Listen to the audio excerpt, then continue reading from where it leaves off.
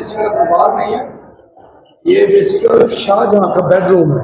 شاہجہاں کے بعد یہاں پہ آ کر شیر سنگھ نے اپنی رہائش رکھی تھی۔ شیر سنگھ اس نے آگے پھر یہ رادا کرشنا کے اوپر فوٹو وغیرہ۔ اچھا، ابھی ہم جہاں پہ موجود تھے یہ شہنشاہ ہند شاہ جہاں مغل بادشاہ کا بیڈ روم تھا، اور انہوں نے نشاندہی کی کہ سامنے وہ ان کا دیوان خاص ہے۔ تو یہ شاہ جہاں کا جو ہے آرام گاہ ہے، تو اس کے بعد شیر سنگھ نے یہاں پہ قبضہ کیا، اور شیر سنگھ نے یہ اپنے مذہب کے مطابق یہ مورتیاں اوپر بنوائیں۔ تو یہ وہ سامنے شاہجہاں بڑے مشہور مغل بادشاہ تھے جنہوں نے تاج محل بھی بنوایا تھا، تو یہ ان کا دیوان خاص ہے جہاں پہ وہ دیوان خاص لگایا کرتے تھے۔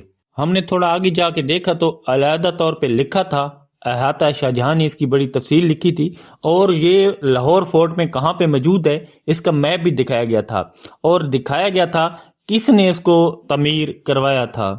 مغلوں کو ایک گورنر تھا جس کا نام وزیر خان تھا، تو اس نے 1645 عیسوی میں اس کو شاہجہاں کے لیے تعمیر کروایا تھا۔ اس میں شاہجہاں کی رہائش گاہ بھی تھی اور وہ دیوان خاص بھی لگایا کرتے تھے۔ برِ صغیر پہ جتنی بھی قوموں نے حکومت کی ہے ان میں سے تعمیرات میں مغلوں کو کوئی ثانی نہیں ملتا۔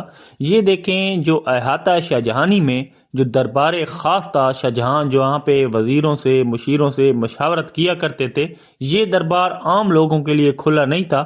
تو یہ کتنا خوبصورت ہے، آپ لے جائیں 1645 میں خود کو، جب شاہجہاں بادشاہ یہاں پہ دربار لگایا کرتے تھے اس وقت کے کیا مناظر ہو کرتے تھے۔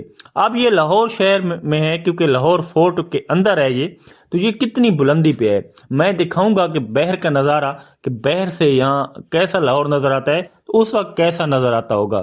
ایک مرتبہ آپ لے جائیں اپنے آپ کو بہت پیچھے، تو جہاں شاہجہاں بادشاہ دیوان خاص لگایا کرتے تھے، جو کہ بعد میں اس پہ شیر سنگھ نے قبضہ کیا تھا۔ یہاں سے دیکھیں تو یہ احاطہ شاہجہانی جہاں پہ وہ دیوان خاص ہے، اس کے بحر کے مناظر ہیں۔ اس وقت لاہور کتنا خوبصورت نظر آ رہا ہے۔